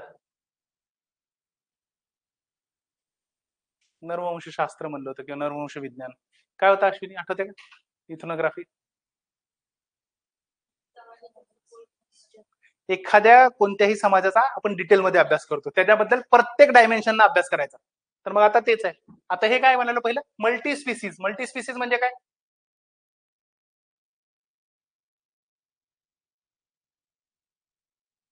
स्पीसीज म्हणजे काय? प्रजाती म्हणा, जाती म्हणा, तर बहुजाती किंवा बहुप्रजाती. काय करणार तुम्ही? एका प्रजातीचा अभ्यास न करता तुम्ही काय करणार? सगळ्या वेगवेगळ्या प्रजातीचा अभ्यास करणार. कशासाठी करायला आपण? काय करणार कम्पेअर करून? हे एक आपली प्रजाती आहे, इकडे स्पीसीज आहे, हे एक इकडे स्पीसीज आहे. काय अभ्यास करणार? फायदा काय होणार मध्ये अभ्यास करून? सांगा सांगा. Common sense. दोन गोष्टीचा आपण अभ्यास करतो म्हणजे काय करतो? का करतो? To compare. सेकंड, दोघं एकाच जागेपासून आलेत का नाही ते बघण्यासाठी. मग मल्टी स्पीसीजचा अभ्यास करा. दुसरं काय? मल्टी साइटेड म्हणजे काय? बहुस्थानीय म्हणजे काय? साईट ठिकाण, की मग त्या वेगवेगळ्या ठिकाणी. आता मला सांगा, आपण फक्त इंडियामध्येच अभ्यास करतो का अँथ्रोचा? कुठे कुठे अभ्यास करतो आपण? जगाच्या प्रत्येक कानाकोपऱ्यामध्ये जाऊन अभ्यास करतो. तर काय करतो? वेगवेगळ्या लोकांचा, वेगवेगळ्या ठिकाणांचा आणि क्रिटिकल अभ्यास करतो. क्रिटिकल म्हणजे काय? आपण क्रिटिकलला काय म्हणतो आपण? टीकात्मक म्हणा तुम्ही किंवा विश्लेषणात्मक म्हणा, अनालिटिकल अभ्यास करतो आपण त्याचा. बरोबर आहे ना? मग ह्याच्याबद्दल येत होती की इथनोग्राफी त्याचं कधी आलं. तर तुम्ही आता स्टार्ट करू शकता की फील्डवर एक्सपिडिशन चालू झालं आणि तेव्हा मग आपण वेगवेगळ्या समाजाचा डिटेलमध्ये अभ्यास करायला चालू होतं, कम्पॅरेटिव्ह साठी किंवा इव्होल्युशन कसं झालं त्याचा. आणि मग त्याच्यामध्ये हे आलं. ह्याच्यामध्ये लिहायचं होतं थोडंफार. 10 मार्करसाठी कंटेंट एरियामध्ये जरा कमी पडेल, पण लिहू शकता तुम्ही. ठीक आहे. दुसरा, इव्होल्युशनरी सिग्निफिकन्स ऑफ मेनोपॉज. मी तुम्हाला म्हणलं होतं हे येतच. ठीक आहे. तर आपण जसं म्हणलं होतं का मेनार्की म्हणजे काय होतं? पिरियड सुरू होणे. मेनोपॉज म्हणजे काय? पिरियडचा एंड होणे. की बरोबर, रज्जू आरंभ आणि रज्जू निवृत्ती म्हणतो. ठीक आहे. तर मग त्याच्यामध्ये मेनोपॉजचं सिग्निफिकन्स काय आहे ते सांग. आपण याला 2-4 थेरीज आहेत. आपला जो पेपर 1चा एंड आहे ना, त्याच्यामध्ये थेरीज आहेत. ते आपण ग्रँड मदर्स हायपोथेसिस आहे, मदर्स हायपोथेसिस म्हणून आहे. तर अशा हायपोथेसिस वेगवेगळ्या आहेत, त्यांचा आपण अभ्यास करणार आहे. ग्रँड मदर हायपोथेसिस म्हणजे काय करते? मेनोपॉज मध्ये काय झालेलं आहे की आधी माणसं जास्त जगायचे का आता जास्त जगतात? आता ऑब्विसली आधी माणूस 40-50 वर्ष वगैरे जायचे. म्हणजे आता आजोबाच्या काळात लगेच पकडू नका बरं, आपण अँथ्रोचा अभ्यास करतो. म्हणजे माकडे आधी जास्त जगायचे, वानर जास्त जगतात का आपण जास्त, असं म्हणाले. आजोबा पंजोबा नका बघू. ठीक आहे. तर इव्होल्युशनरी सिग्निफिकन्स मध्ये आपण काय म्हणा की मग त्याच्यामध्ये काय इम्पॉर्टन्स आहे. तर यांचं म्हणणं काय आहे की आपलं आयुष्य म्हणजे कालावधी जो वाढलेला आहे वयाचा, त्यामुळे मेनोपॉज येत आहे. का तर आधी नव्हतं, मेनोपॉज याच्या आधीच खतम. म्हणजे कसं, म्हणजे लास्ट मोमेंट पर्यंत सुद्धा बच्चू पैदा करू शकत होते, आता नाही करू शकत. आणि मग त्यामध्ये ग्रँड मदर हायपोथेसिस आहे. तर ग्रँड मदर हायपोथेसिस काय म्हणते? एकदा मेनोपॉज आल्यानंतर काय होतं? पॉप्युलेशन स्टेबिलायझेशन करण्यासाठी नंतर काय करते? मेनोपॉजच्या नंतर जे दादी होणार किंवा नानी असणार ते लेकरांना सांभाळायला असते. बरोबर आहे. जर त्यांनी पण फर्टाईल असले तर कॉम्पिटिशन होणार नाही का स्वतःच्या मुलीमध्ये आणि त्यांच्यामध्ये? मग त्यामुळे आधीच्या काळी असायचं बघा, सासू आणि सुना दोघं एखादाच प्रेग्नेंट असायचे. आता नाही तसं. ठीक आहे. त्याच्यामध्ये आपण हे क्रिटिकल इथनोग्राफी जे बघितलं ना, हे पोस्ट मॉडर्निझम आपण बघणार आहे. याला रिफ्लेक्सिव्ह इथनोग्राफी पण म्हणतात. रिफ्लेक्सिव्ह, की मी तुम्हाला आठवतं का, मी असं सांगितलं होतं की एखाद्या समाजाचा अभ्यास करायचा, अभ्यास करत राहायचा, पोस्ट मॉडर्निझम म्हणतो. डेटा गोळा करत राहायचा, काही थेरी असेल तर आपोआप निघून येईल. मग ते त्याच्यामध्येच आहे. ठीक आहे. नंतर काय? Fish and track dating method. तर हे आपण डेटिंग एकदम चांगल्यापैकी करणार. ते डेटिंग म्हणजे डेटिंग नाही बरं, कालावधी काढायचं. ठीक आहे. तर ठीक आहे. तर मग त्याची उपयोगिता काय आहे आपण बघणार, त्याचा यूज काय आहे ते बघणार आणि त्याच्यावर डेटिंग मेथडचे मी नेमोनिक्सच तयार केलेले आहेत. मग आपण ते बघूया. एकदम हे येतो मायटोकॉन्ड्रियल डीएनए, ऐकलाय कुठं? काय होतं? कोण? मायटोकॉन्ड्रियल डीएनए काय असतो? आपण केलं ना का नाही केलं? नाही का? मायटोकॉन्ड्रियल डीएनए म्हणजे काय असतो की आईपासून मुलीकडे, मुलीकडून त्यांच्या मुलीकडे फक्त मुलींच्या लाईन मध्ये ट्रान्सफर होतो. मग यांचं म्हणणं काय की मायटोकॉन्ड्रियल ईव्ही एक कन्सेप्ट आणला आहे मी. ईव्हीई. ईव्ह कोण? ऍडम आणि ईव्ह, आठवते का तुम्हाला? मग असं म्हणणं आहे त्यांचं की 2 लाख वर्षापूर्वी एक अशी स्त्री होती ज्याला मायटोकॉन्ड्रियल ईव्ह म्हणल्यात, जी आफ्रिकेमध्ये राहत होती. लुसी, आठवते का? लुसी फॉसिल, एक लुसी म्हणतो आपण. लुसी मूवी पण आहे एक. तर ते लुसी जे फॉसिल आहे, तर तिथून एक तिच्या त्याच टायमामध्ये एक अशी स्त्री होती की जिच्यामध्ये मायटोकॉन्ड्रियल डीएनए आहे. मग आता तो काय की मुलींच्या मुलीमध्ये ट्रान्सफर होत होता, मुलांकडे नाही येते लाईन मध्ये, म्हणजे पुरुषांच्या लाईन मध्ये नाही. जर तुम्हाला जर आता सपोज हे आपण आफ्रिकेतले आहेत तिकडे आणि इकडे तुम्ही अमेरिकेतले आहेत, जर तुमच्या दोघांमध्ये जर मायटोकॉन्ड्रियल डीएनए आढळला तर ह्याचा अर्थ काय? तुमची कॉमन मम्मी होती एक कधीतरी, बरोबर आहे. मग ते ट्रॅक करण्यासाठी तसंच आपण म्हणतो वाय क्रोमोझोम, त्याला म्हणतो का वाय क्रोमोझोम? ऍडम म्हणतो आपण. ठीक आहे. मग ते तसा कन्सेप्ट. तर मायटोकॉन्ड्रियल डीएनए काय असतो आणि त्याचं ह्युमन इव्होल्युशन कसं झालं. तर याच्यासाठी एक सिद्धांत आहे आउट ऑफ आफ्रिका सिद्धांत, की आफ्रिकेमधून बाहेर कसे पसरले ते आपण अभ्यास करतो याच्यामध्ये. ठीक आहे. तर हा आहे एकदम इम्पॉर्टंट. मी आता माझ्या 25च्या बॅचला मी डिटेलमध्ये हे शिकवलेलं आहे, तुम्हाला आताच गरजेचं नाही. हा जरा थोडासा डिफिकल्ट प्रश्न होता, fetal origin of adult diseases and contribution of David Barker. का तर स्पेसिफिक क्वेश्चन आहे, मी स्वतः वाचलेलं नव्हतं आतापर्यंत डेव्हिड बार्कर. फिटल ओरिजिन मध्ये मला नाव माहिती आहे त्यांचं, फक्त डेव्हिड बार्कर लिहायचं आणि जे मनात येतं ते लिहायचं. मग ते फिटल ओरिजिन म्हणजे ते जे गर्भावस्थेमध्ये किंवा जे बच्चू पोटात असताना, अर्भक असताना, तेव्हा म्हणजे त्याच्यामध्ये डिझिजेस कसे होणार आहेत. मग त्याच्यामध्ये काय असणार आहे बरं, एखादं कारण सांगा बरं फिटल कंडिशन मध्ये. जेनेटिक एक, आणखी एज ऑफ हुम, एज ऑफ मदर, बरोबर आहे. आणखी आणखी बरोबर आहे. तिथे एक्सपोजर काय व्हायला लागले, कोणत्या कंडिशन व्हायला लागले, की रेडिएशनला तिने एक्सपोज झाले की बच्चू पण होणार. म्हणजे तुम्ही बघा ना, प्रेग्नेन्सी मध्ये काय म्हणतात तुम्हाला, एक्सरेच्या रूम मध्ये जाऊ नका म्हणतात. मग ते कारण. आणखी ते जेनेटिक आपण पकडलं. पुढे न्यूट्रिशन व्हेरी गुड झालं. बघा सांगितलं, हेच लिहायचं होतं. ठीक आहे, 4-5 पॉईंट जरी झाले मोर देन झाले तुम्हाला. आता बाकीच्यांना हे सुद्धा आठवणार नाहीत. ठीक आहे, हा नवीन क्वेश्चन आहे, मी आजपर्यंत बघितला नव्हता हा क्वेश्चन. ठीक आहे, आता बघा हा स्ट्रेट फॉरवर्ड क्वेश्चन आहे. What are genetic markers, what are genetic markers, आणि मग डिस्कस त्याचं पॉप्युलेशन मध्ये व्हेरिएशन कसं आहे, डिझीज असोसिएशन कसं आहे, आणि फोरेन्सिक मध्ये युटिलायझेशन कसं आहे. तर आपला डायरेक्ट जेनेटिक मार्कर एक टॉपिक आहे, तो स्ट्रेट फॉरवर्ड त्याच्यातून आलेला आहे. ठीक आहे, आपण बघणार आता पॉप्युलेशन मध्ये व्हेरिएशन म्हणजे काय म्हणणार तुम्ही, तर जेनेटिक मार्कर काय, ब्लड ग्रुपिंग कशी बदलते. इंडियामध्ये मोस्ट कॉमन ब्लड ग्रुप कोणता आहे, हा ओ पॉझिटिव्ह. आणि वर्ल्ड मध्ये बी पॉझिटिव्ह, ए बी पॉझिटिव्ह नाहीये. रक्त पिपासू असतात ए बी पॉझिटिव्ह, सगळ्यांचं रक्त चालतं ना त्यांना. अरे आपल्या आपल्या क्लासमध्ये बघा ना, बी पॉझिटिव्ह किती आहेत, बी पॉझिटिव्ह नाहीच. आणि ओ पॉझिटिव्ह किती आहेत, बरोबर, ओ पॉझिटिव्ह भरपूर आहेत ना बघा. A B positive, A B positive, O negative, O negative आहेत. बापरे, काळजी घेऊन राहायचं बरं. ओ निगेटिव्ह, आता मी O positive, O positive most common blood group आहे. ठीक आहे, ओ निगेटिव्ह वाल्यांना ब्लड तुमचं ओ निगेटिव्ह वाला चालतं. घरात आहे का दुसरे ओ निगेटिव्ह, शोधायचे मग. त्याचा इमर्जन्सी खरंच सांगतो, ठेवून ठेवायचा आणि इमर्जन्सी कॉन्टॅक्ट ठेवायचं. ओ निगेटिव्ह वाल्याचं अवघड होतं कधी. ठीक आहे, तशी गरज लागायला नाही पाहिजे. पण हा बरं, चला next. The agenda of biological anthropology become more scientific from the middle of the 20th century. बघा आता, की from the middle of the 20th century झाल्यानंतर agenda of the biological anthropology म्हणजे कोणती झाली, आपण बायोलॉजिकल अँथ्रोपॉलॉजी म्हणजे कोणती झाली, जैविक मानववंशशास्त्र म्हणजे कोणता, फिजिकल अँथ्रोपॉलॉजी बद्दल अभ्यास. तर याच्याबद्दल आपण आता बघणार, आपण अभ्यास नाही केला, पण हे it became more scientific from middle of 20th century. 20th century म्हणजे कोणते, 19 वाला, म्हणजे कुठे म्हणतो हा, 1950च्या आसपास. काय घडलेलं असणार आहे 1950च्या आसपास, हा ह्याच्याशी संबंधित 1949 स्पेसिफिकली काय घडलं, कोणतं तरी पुस्तक आलतं, कोणतं, डार्विन ओरिजिन ऑफ स्पीसीज. मग तिथून त्यांनी महत्व आलं, की त्यांनी काय केलं, मग जीन्स कडे वगैरे जास्त लक्ष केलं. पुन्हा मेंडलचे सिद्धांत विद्धांत सगळ्या गोष्टी आल्या. म्हणजे 1950 ते पुस्तक आलं रे आलं. मग तिथून आपला सगळ्यांचा फोकस कुठे गेला, बायोलॉजिकल अँथ्रोपॉलॉजी. हे लिहायचं, मग तुम्हाला फक्त इव्होल्युशन लिहायचं आहे, याच्यामध्ये जास्त लिहित बसायचं नाही काही. ठीक आहे, 15 मार्कर आहे, याच्यात कंटेंट जरा कमी पडेल, पण तुम्हाला लिहायचंय तरी. ठीक आहे, डार्विनचं आलं. मग त्यामध्ये तुम्ही असं करू शकता, की 1950च्या आधी कसं होतं, प्री डार्विन कसं होतं, की त्यामध्ये बायोलॉजिकल अँथ्रोवर एवढा फोकस नव्हता, तुम्ही सोशो कल्चरवर जास्त फोकस करायचे. नंतर पोस्ट डार्विन काय झालं, हळूहळू वाव मिळाला, म्हणजे सॉरी डार्विनिझम मध्ये हळूहळू वाव मिळाला, आणि पोस्ट डार्विनिझम मध्ये एकदम झालं. मग त्यामध्ये आपण काय म्हणतो, युजेनिक्स झालं, जेनेटिकली. आपण बघा ना, की युजेनिक्स म्हणजे काय असते, युजेनिक्स म्हणजे ईयू म्हणजे काय, यू ट्रू, ट्रू किंवा डेव्हलप्ड असं म्हणा. तर युजेनिक्स म्हणजे काय, भारी जीन्स. युजेनिक्स म्हणजे काय, की अशी टेक्निक आणणे किंवा अशी स्पर्धा लागणे, की ज्यामध्ये तुम्ही तुमच्या स्वतःच्या जीन्सला सर्वोच्च क्वालिटीचे बनवणार. मग त्यामध्ये तुम्ही काय करता, की जसं आता चालू आहे, की बेबी डिझायनिंग करणे, की जेनेटिक तुम्ही कट करायला लागले, क्रिस्पर कॅसनाईनने वगैरे. किंवा जे आपण ते चालू होतं, नाझीस काय केलं होतं, नाझीने, हिटलरनं काय केलं होतं, कुणाला मारलं होतं, ज्यूजला. का केलं होतं, युजेनिक्स. तो म्हणायचा की आमचे जीन्स चांगलेत, आम्ही चांगलेत, हे खराब आहेत.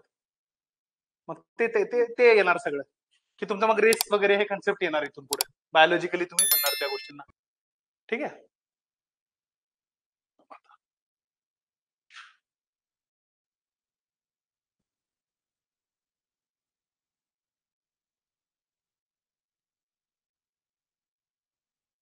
काय झालं, पेज तो इथे गेला. ठीक आहे, दिसतं का?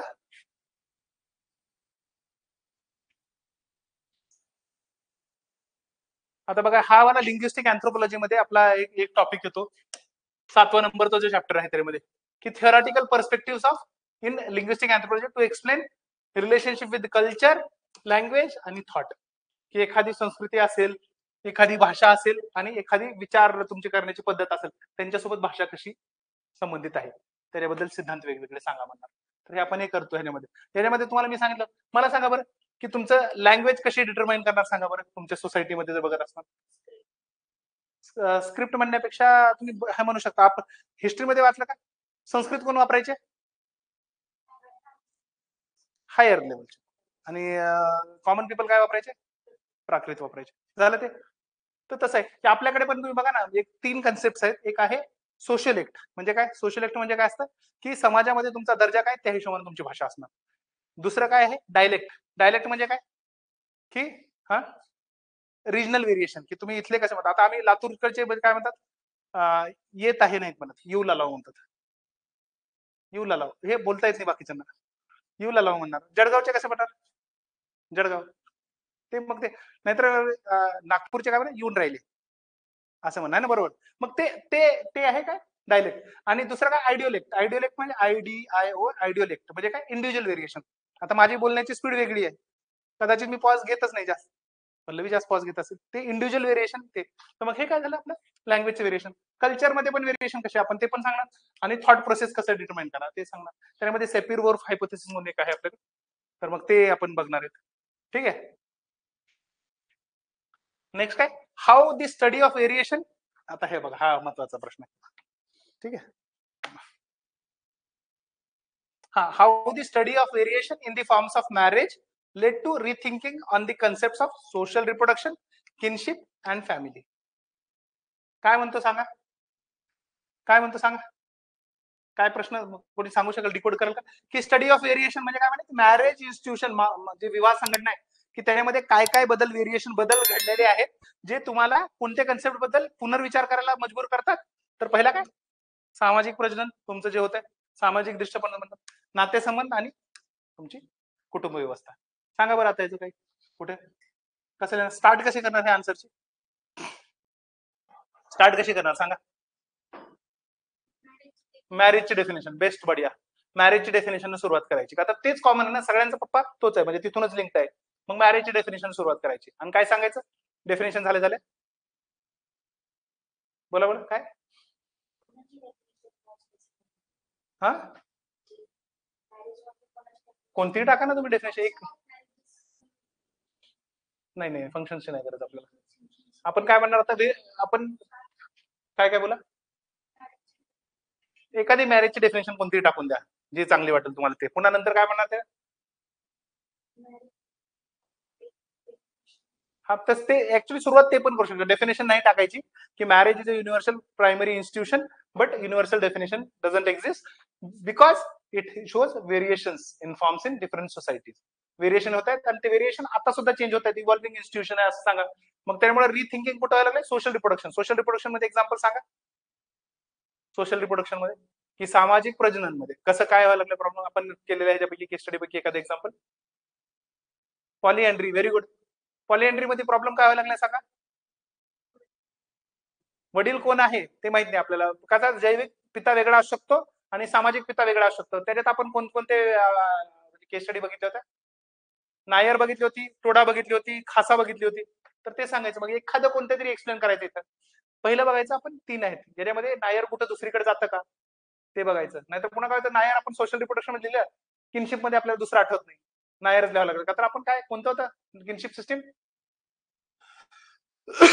मॅट्रिलिनियल सोसायटी आहे नायर, बट किनशिप सिस्टीम कसं आहे त्यांचं, कुणाकडे राहतात, कुणाचा रोल मेजर असतो तिथं, मामाचा. काय होतं त्याला म्हणतो आपण, अवंकुलेट. मग अवंकुलेट किनशिप सिस्टीम आहे तिकडे. ठीक आहे. फॅमिली कशी, तर फॅमिलीमध्ये मग तुम्ही सांगा की रिसेंटली मॅरेज मध्ये चेंज होत आहेत, तर कसे चेंज होत आहेत मॅरेज मध्ये, इन्स्टिट्यूशन मध्ये सांगा. किंवा किनशिप मध्ये तुम्ही दुसरं हे सांगू शकता की सध्या काय सेम सेक्स मॅरेजेस झालेले आहेत. मग किनशिप मध्ये मदर, आता सपोज मेल मेल मॅरेज झाली, मदर हे नाहीच ना, बरोबर आहे. किंवा तुम्ही काय म्हणाले, सिंगल चाइल्ड पॉलिसी आहे सध्या. मग किनशिप मध्ये तुम्हाला मामा असणार का, काका असणार का, कोणीच नाही. बरोबर. फॅमिलीमध्ये पण तेच सांगायचं तसंच एक्झाम्पल एखादं, की फॅमिलीमध्ये बदल कसे होत आहेत. त्याच्यात आणखी एक प्रॉपर एक्झाम्पल सांगा फॅमिलीमध्ये जे सध्याच्या सोसायटीमध्ये व्हेरिएशन होत आहे मॅरेजमध्ये आणि बदल झालेला. तुम्ही म्हणू शकता की इगॅलिटी होते, पण ते एवढे ऍप्ट जाणार नाही. आणखी एक मी फॅमिलीमध्ये तुम्हाला टाईप सांगितलं, कोणते कोणते? हा, कोण कोण, बोला बोला. Blended family, very good. बरोबर आहे. की संमिश्रित म्हणलो तर आपण, मिश्रित फॅमिली. की ब्लेंडेड मध्ये काय सांगत होते, इकडे पण डायव्हर्स झाला, तिकडे पण डायव्हर्स झाला, व्हेरिएशन आहे ना ते मॅरेजची, आणि झालं लग्न. मग तुम्ही एक्सप्लेन करू शकता, ते सांगायचे, हे सांगायचं. आता हा, याला तुम्हाला मला सांगा, याला आपण अभ्यास केला लागतो का? याला फक्त कन्सेप्ट क्लिअर लागतो. लिहिताना स्वतःच लिहायचं स्वतःच्या मनात. आणि तो किती मार्कर आहे? 20 मार्कर आहे. 20 मार्कर म्हणजे कमी नाही. तुम्ही आता जेवढं सांगितलं तेवढं लिहिलं ना तुम्ही, प्रत्येकाची हेडिंग वेगळी टाकायची. पहिलं व्हेरिएशन एक्सप्लेन करायचं, मॅरेजेस मध्ये चेंज काय होतं, मॅरेजची डेफिनेशन, व्हेरिएशन काय काय होत आहेत ते सांगायचं. की सँक्टिटी लूज करत आहे, रिच्युअल प्रोसेस नाही राहिला आता, कॉन्ट्रॅक्ट मॅरेजेस वगैरे वाढत आहेत, लिव्ह इन रिलेशनशिपमुळे महत्व जरा कमी होत आहे, रिलीजियस सँक्टिटी कमी होत आहे, असं सांगायचं. मग ते गोष्टी झाल्या. आणि ते सांगायचं मग त्यामध्ये व्हेरिएशन झालं. सोशल रिप्रोडक्शन मध्ये आपण काय सांगायचं, की सामाजिकरित्या कसं व्हायला लागलं आता सांगतो. लिव्ह इन रिलेशनशिप मध्ये बच्चू पैदा करता तुम्ही, सुप्रीम कोर्टचं जजमेंट आहे रिसेंट, सांगायचं. आणि की त्याला मान्यता मिळाल, पण तिथे फादर आहे का सोशली एक्सेप्टेड? नाहीये. बट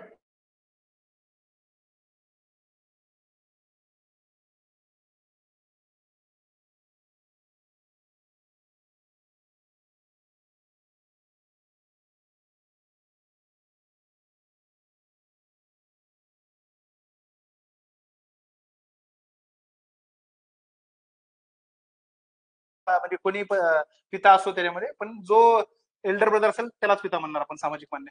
ठीक आहे. What are the major theories propose in the origin of food production, हे आपण ह्याच्यामध्ये करणार नंतर. हे आता काही गरजेचं नाही. असं सोपा प्रश्न आहे की थेरीज वगैरे काय, त्याच्यामध्ये ओएसिस थेरी वगैरे असे 4-5 थेरीज आहेत, ते आपण करणार आहेत नंतर. ठीक आहे. नंतर बघा आता, critically discuss the centrality of African content in the narrative of human evolution. काय बनायला लागले तो, की मानव विकासामध्ये जे आफ्रिकन महाद्वीप आहे त्याचं काय महत्व आहे ते सांगायचं तुम्हाला. म्हणजे कोणती थेरी आली, आणखी कोणती थेरी आली? आताच नाव घेतलं तुम्ही थोड्या वेळ. नाही नाही, आताच मी सांगितलेलं. कोणती? मायटोकॉन्ड्रियल लिव्ह मध्ये बोललेलं मी, आउट ऑफ आफ्रिका. की आफ्रिकेमधूनच सगळे निघले. मी सांगतो ना, याच पेपरमध्ये कमीत कमी 3-4 वेळेस तेच निघले चित्र.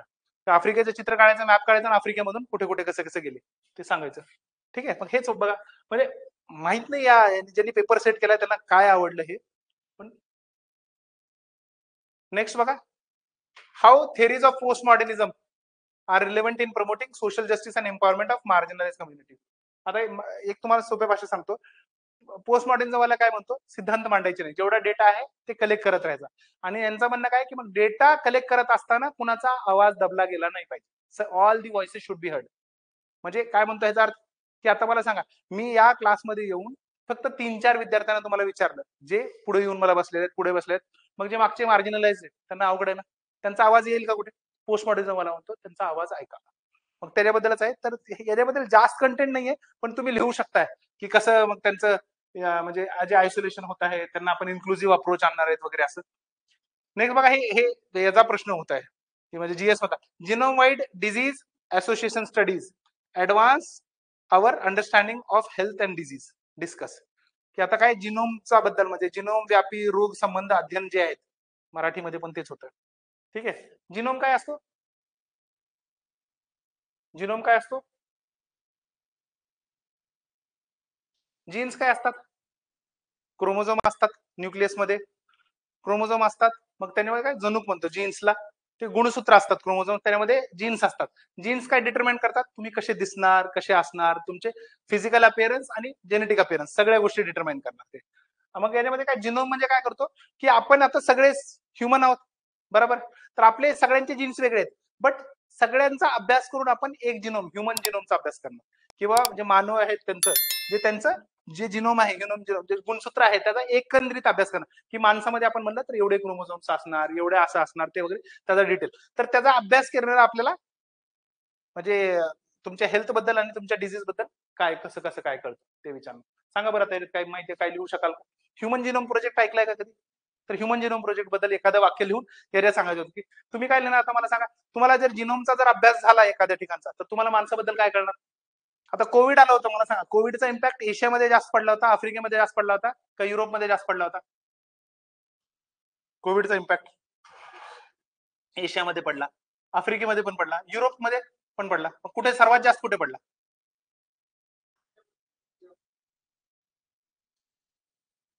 डेथ वगैरे मॉर्टॅलिटी कुठे जास्त झाली आहे, म्हणजे नंबरमध्ये नाही म्हणालो मी, पर्सेंटेजच्या हिशोबाने युरोपमध्ये झालेली आहे. का तर त्यांचं ते इथे येतं, ते वाय क्रोमोझोम मायटोकॉन्ड्रियल डीएनए वगैरे ते येतं डबल. तर तोच आहे त्यांचं, ते म्हणतात हेल्थमध्ये काय तुम्ही किती प्रोन आहात कोणत्या बिमारीला वगैरे ते कळणार आहे तुम्हाला जिनोमचे ना. तुमचं जेनेटिक डिसऑर्डर्स वगैरे काही असतील ते कळणार आहे तुम्हाला. आणि त्याचं मग तुम्ही मला सांगा की डिझीज प्रिव्हेन्शन वगैरे मध्ये डिझीज वगैरे हेल्थ अँड डिझीज सोबत लिहायचं आणि याचा फायदा काय करून घेणार, कसं घेणार सांगा. की एखाद्या जीन्स बद्दल वगैरे तुम्ही अभ्यास करायला लागले तर तुम्हाला कसं कळणार. तर तुम्हाला माहितीये की ओके आता आपण जसा हा सितारे जमीन पर मूवी आलेला आहे, तर यामध्ये काय सांगतो की 21व्या क्रोमोझोमवर 2च्या जागी जर तीन जर जीन्स आले तर त्यांना तुम्हाला काय होणार, डाऊन सिंड्रोम होणार. मग आता जर तुम्हाला माहिती आहे, तुम्हाला जेनेटिकली तुम्ही डेव्हलप झाला, जिनोमचा अभ्यास केला, तुम्ही तिसरं क्रोमोझोम काढू शकता ना तिथलं. काय म्हणतो आपण जेनेटिक इंजिनिअरिंग करू शकता, बच्चूंचं काय म्हणतो डिझायनर बेबीज आणू शकता. तर मग ते वाला ते कन्सेप्ट टाकून द्यायचं याच्यामध्ये. आणि याच्यामध्ये मग तुम्ही काय करणार, एखादी बिमारी आहे सपोज, आता मला जर सपोज डायबिटीज आहे तर मी काय करणार, मला जीन्स माहिती येतो, मग मी माझ्या हिशोबाने माझ्या जीन्सच्या प्रमाणे मला काही स्पेसिफिक ट्रीटमेंट देऊ शकतो. म्हणजे आपण काय म्हणतो पर्सनलाइज ट्रीटमेंट असणार, ऑप्शन पर्सनल ड्रग असणार, ड्रग डिलिव्हरी मेकॅनिझम्स वगैरे आपण वेगवेगळे शोधणार, ते करू शकता. किंवा तुम्ही काय करणार, मग करेक्शन मेकॅनिझम काय असतील की करेक्ट करायचं असेल जीन्स मध्ये, क्रिस्पर कॅसनाइन म्हणतो ना आपण, कट करून ते मला टाकायचं याच्यामध्ये एखादं. म्हणजे हा टॉपिक आपल्यामध्ये आहे इथं, पण हा जनरली जीएस मधला होता. ठीक आहे. आता बघा ना, सिंपल सांगतो तुम्हाला, हा वाला जो होता ना 8वा प्रश्न, शक्यतो चूज नाही करायला पाहिजे, का तर यामध्ये कंटेंट एवढा जास्त नाही आपल्याकडे. आपण लिहिणार किती, 20, 15, 50 मार्कासाठी लिहायला लागले ना, ऍटलीस्ट 2 तरी चांगले यायला पाहिजे आपल्याला, तेव्हाच अटेम्प्ट करायचा. ठीक आहे. लास्ट याच्यातला क्वेश्चन काय, examine the utility of human remains in forensic analysis, discuss the facial reconstruction technique. सांगा की मानवीय जे म्हणजे अवशेष मिळतात त्याच्यामध्ये फॉरेन्सिक्स मध्ये त्याचं महत्व काय आहे, सांगा. सांगा कसं महत्व आहे. आता एखाद्या ठिकाणी तुम्ही गेले आणि एखादं बोट मिळालं किंवा हातपाय मिळाले किंवा रक्त मिळालं पडलेलं, काय कसं कळणार, काय कसं, काय इम्पॉर्टन्स आहे फॉरेन्सिक्स मध्ये त्याचं. हा, डीएनए ऑब्विसली. काय कळणार त्याच्यातून, मेल आहे का फिमेल आहे, सेक्स कळणार. दुसरं एज कळणार, बरोबर आहे. दातावून कळू शकतो तुम्हाला किंवा बोनवून कळू शकतं, बरोबर आहे. पुण्यामध्ये बोन्स असतात, एखादी बॉडी मिळाली तुम्हाला, ठीक आहे, आणि त्याच्यामध्ये जे हाड आहेत, हाड माहिती कसं असतं आपलं, हे हड्डी आहे आपल्यामध्ये, म्हणजे आयडल्स मध्ये काय असतं, जुडलेली असते. बच्चूंमध्ये कसं असतं, हा इथे एक सेंटर असतो, इथे एक असतो आणि असं मध्ये एक असतो, मग ते जुळलेलं नसतं, हे हे एरिया ब्लँक असतात, त्याच्यावरून तुम्हाला एज कळते. किंवा वेगवेगळ्या आयुष्याच्या टप्प्यावर वेगवेगळे हड्ड्या फ्यूज होतात, जुळल्या जातात, मग त्याच्यावरून तुम्ही करू शकता. किंवा किती हाड आहेत त्याच्यावरून कळू शकता, किती दात आहेत त्यानं कळू शकता, बरोबर आहे. जन्मता 32 दात असतात का, नसतात. मग तुम्हाला दात किती आहेत टप्प्यावर येतात ना, बरोबर, मग त्या हिशोबाने तुम्ही कळू शकता, बरोबर. मग तुम्ही काय करणार, पहिले एज काय कळणार तुम्हाला, सेक्स कसं कळणार, सेक्स क्रॅनियल कॅपॅसिटी, पेल्विसचं स्ट्रक्चर, व्हेरी गुड. हे जास्त क्रॅनियल कॅपॅसिटी मध्ये एवढा फरक होणार नाही ना. आणखी आणखी काय सांगा, आणखी दुसरं मेल फिमेल मध्ये. एक बार बॉडी म्हणून असतं, मला आता नंतर सांगेन मी बार बॉडी काय असतं. तर मग ते बार बॉडी म्हणून एक वस्तू मिळते, तर ते आहे, पण बघूया. ठीक आहे. तर मग सेक्स कळणार तुम्हाला, आणखी काय कळणार त्याने सांगा. एखादी बॉडी वगैरे पडलेली आहे तर त्याने मग काय कळणार दुसरं, जास्त बोन्स असतील तर कसं, 206 असतात की. हा, तुम्ही एज वर करू शकता, स्ट्रेंथची गरज नाही तरी म्हणून हे कमेंट करायचं. पुढे आणखी सांगा, काय कळणार तरी सांगा. आता मला सांगा, एखादी बॉडी आहे, डेथ कशी झाली ते कळू शकेल का, कसं. हा, एखादा काही ठेचून मेला, बुडून मेला, जळून मेला, कळतं ना बॉडी रिमेन्स. बरोबर ना, बुडालेल्याचे जळलेले अंग नसतात आणि जळाल्याचे बुडलेले अंग नसतात, बरोबर आहे. ते तसं, बरोबर ना, पाणी नसणार ना, लंग्स मध्ये पाणी नाही आढळणार, जे जळाले त्याच्या लंग्स मध्ये काय आढळणार, दूर, काळं काळं झालेलं असणार, बरोबर. मग ते तसं ह्युमन रिमेन्स जे आहेत त्याच्यावर तुम्ही कळणार, बरोबर. आता यांनी ह्युमन रिमेन्स म्हणल्यात म्हणून, बरं रिमेन्स फक्त म्हणले असं, मग आपण पहिला काय लिहिणार, की वेदर ह्युमन आहे का नाहीये ते कळणार तुम्हाला. ठीक आहे, झालं. पुणे नंतर आणखी काय? डेथ झालं म्हणजे मॅनर ऑफ डेथ किंवा मोड ऑफ डेथ झाला. आणि आता हे नेक्स्ट आहे त्याचं फेशियल रिकन्स्ट्रक्शन टेक्निक आहे. तर फेशियल रिकन्स्ट्रक्शन टेक्निक मध्ये आता मला सांगा, कधी वाचलं जरी नसेल तर काय असणार, सीआयडी बघितलं कधी? सीआयडी मध्ये करतात बघा फेशियल रिकन्स्ट्रक्शन, हमेशा करतात त्यांनी. बरोबर आहे, बस झालं. ती क्लेच आहे, एक एक टप्पा त्यांचा तेच आहे की क्लेची मॉडेलिंग करणार. आपल्याला तेवढं लिहित आहे. ह्यामध्ये कसं असतं, फेशियल रिकन्स्ट्रक्शन दोन टाईपचं असू शकते. एक कसं असणार, 2D असणार 2 डायमेन्शन मध्ये, आणि एक असणार 3D डायमेन्शन 3 डायमेन्शन मध्ये. आणि आता आपण काय म्हणणार, एक त्याच्यावर जाणार काय, डिजिटल टेक्नॉलॉजी वापरणार आपण आणि फेशियल रिकन्स्ट्रक्शन. त्याचे बघ ते लिहायचं, त्याला जरा डिटेलमध्ये आपण बघणार आहे. प्रॉब्लेम काय असणार, क्रिटिसिझम काय असणार सांगा फेशियल रिकन्स्ट्रक्शन, म्हणजे सहज सांगा काय क्रिटिसिझम होऊ शकतं फेशियल रिकन्स्ट्रक्शन. आता हाडं मिळाले, सपोज माझी कवटी मिळाली आणि 100 वर्षानंतर माझा चेहरा बनवायला लागला, काय होणार सांगा?